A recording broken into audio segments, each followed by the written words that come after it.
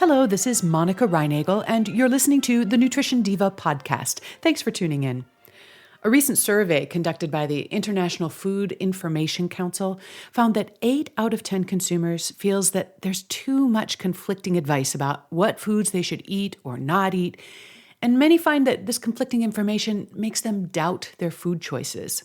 Well, my goal in this podcast is to clear up some of that confusion and doubt by looking at the scientific evidence, but also by translating that into practical advice that can make the business of eating healthy just a little bit easier and help you feel more confident about your choices.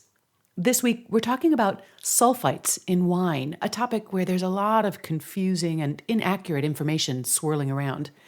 If drinking red wine gives you a headache, you've probably had somebody tell you that sulfites are the likely culprit. And maybe you've been advised to stick with white wine or organic wines or wines made in Europe on the grounds that these will be lower in sulfites. Let's clear up some of the most common myths and misunderstandings about sulfites, wine, and headaches. First, just a little background. Sulfur dioxide, or SO2, is a chemical compound made up of sulfur and oxygen. It occurs naturally, but it can also be produced in a laboratory. And it's used to preserve foods and beverages, which it does by acting as an antioxidant and an antimicrobial. Sulfur dioxide has been used in winemaking for thousands of years, ever since the ancient Romans discovered, sort of by accident, that it would keep their wine from turning into vinegar. To this day, winemakers use sulfur dioxide, or sulfites, to preserve the flavor and freshness of wine. By law, wines that contain more than 10 ppm, that stands for parts per million, sulfite, must be labeled with the words "contains sulfites" on the label. And there are also some upper limits on just how much sulfite a wine can contain, but the regulations vary by region. In the European Union, wine can contain up to 210 parts per million sulfites. In the US, the upper limit is 350 parts per million. So the first myth I'd like to clear up is that organic or biodynamic wines are sulfite-free. Now, in order to be certified organic, a wine must not contain added sulfites. However, sulfites are produced naturally during the fermentation process. They're a byproduct of yeast metabolism. So even though no sulfites are added, organic wine can contain between 10 and 40 parts per million sulfites. You might also see wines labeled as being made from organic grapes, and that is not the same as being organic wine. It's a little bit of a labeling loophole. Wine made from organic grapes may contain added sulfites, and it can contain up to 100 parts per million sulfites. So if you do get a hold of some wine that's made without any added sulfites, I don't suggest keeping it in the cellar very long. Wine made without sulfites, especially white wine, is much more prone to oxidation and spoilage. The second myth about sulfites and wine is that red wine is higher in sulfites than white wine. Ironically, the exact opposite is likely to be true. Red wines tend to be higher in tannins than white wines. Tannins are polyphenols that are found in the skins, seeds, and stems of grapes, and they also act as antioxidants and preservatives. So when there's a lot of tannin in wine, you need less sulfite. In fact, while the European regulations allow up to 210 parts per million sulfites in white wine, the limit for red wine is lower. It's only 160 parts per million. Other factors that affect how much sulfite a winemaker might need to add is the residual sugar and the acidity of the wine. So drier wines that have more acid will tend to be lower in sulfites. Sweet wines and dessert wines, on the other hand, tend to be quite high in sulfites. Now, before we get into the subject of red wine and headaches, today's episode of the Nutrition Diva podcast is brought to you by Jetcom. This is a really cool way to shop online.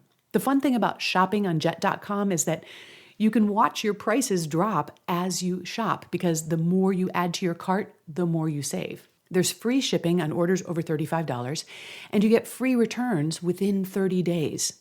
They have thousands of everyday essentials, everything from shampoo to gluten-free crackers to patio furniture, and it's all shipped to your door within 2 days. And if you're not in a hurry, you can save even more. Believe it or not, there's no membership or annual fees involved. And right now, Jet.com is offering a really great deal for our listeners. For $10 off your first 3 orders over $35, visit Jet.com and then use the promo code DIVA when you check out. Again, that's Jet.com, and the promo code is DIVA to get $10 off your first 3 orders of $35 or more. Our third myth today is that sulfites in wine cause headaches. Now, the so-called red wine headache is definitely a real thing, but it's probably not due to sulfites. For one thing, white wine is usually higher in sulfites than red wine, but white wine's a lot less likely to cause headaches. That suggests that it's probably something else in red wine that's responsible for that notorious red wine headache. And other likely candidates include histamines, tyramine, tannins, not to mention the alcohol itself. And I have some other episodes that might interest you. One is on histamine intolerance, and the other is on foods that trigger headaches. And you'll find both of those in our archives, which are at nutritiondiva.quickanddirtytips.com. And I've also included links to them in the transcript for today's show, which you'll find at the same address. So let's talk just a little bit about where sulfites are found in our foods and why this matters. A small percentage of the population, about 1%, are sensitive to sulfites. Most of them are asthma sufferers. And the reactions can include swelling, hives, asthma, and migraines. If you have a sulfite sensitivity, you probably do want to avoid wine, but you're also going to want to steer clear of soda, candy, prepared soups, frozen juices, processed meats, potato chips, French fries, and dried fruit, all of which contain much higher concentrations of sulfites than wine. If you don't have a sulfite sensitivity, there appears to be little reason to fear sulfites in otherwise healthy foods. For example, you don't have to settle for dried apricots that are tough and brown if you prefer the kind that are soft and orange.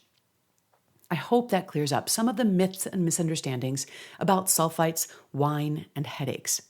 Next time you hear someone say that they only drink white wine because the sulfites in red wine give them a headache, you'll have some facts to share with them. If you have a nutrition question or conundrum, I'd love to tackle it in a future podcast episode.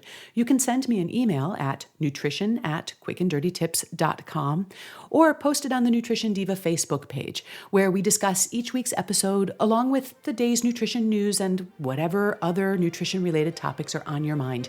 I'd love to connect with you there. Thanks for listening, and have a great week.